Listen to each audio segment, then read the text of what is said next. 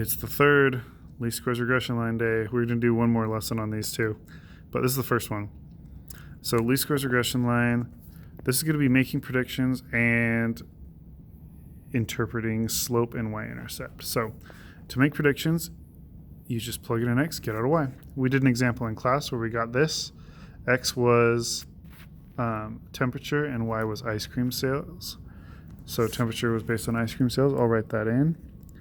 X is temperature, y is sales. There you go.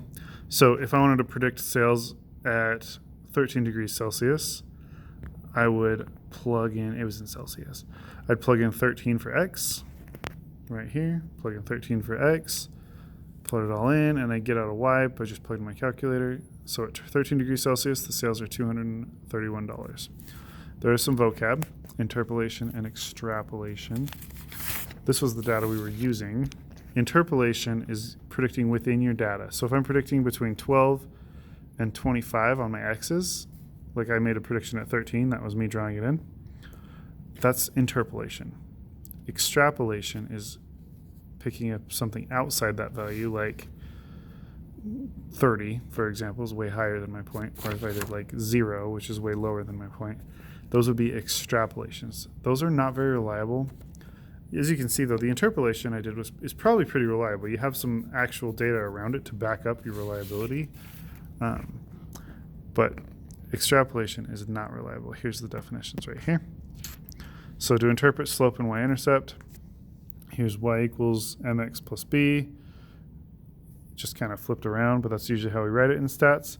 The y-intercept is the standalone. Slope is the one that is attached to x. To interpret slope, you say as x goes up 1, y goes up however many. So in our example here, as temperature goes up by 1, sales go up by $30. You can see because every time x increases, 30 more gets added onto the total.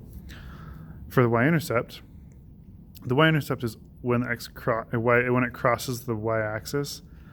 That's at x equals 0. You can also think if x plugged in 0 there, that would disappear and you just left with negative 159. So when x equals 0, y equals blank. So in our situation, when temperature equals 0, sales are negative $159. Now, that doesn't seem to make sense. You can't have raw sales data of less than 0. You can have, so the reason it doesn't make sense, though, is because it's an extrapolation. I'm looking at our data again. The lowest we had was 12 here, but this is effectively a prediction at 0. That's way out in front. So that's extrapolating. So your assignment for the last 2 days was to add to the scatter plots. I'm going to show you this. You should have this for all 4 of the scatter plots we did. You don't have to draw it on your scatter plot yet. We haven't talked about that, but we will. All right. And we're going to end up with all these things on your scatter plot. So those things are important. Get them done.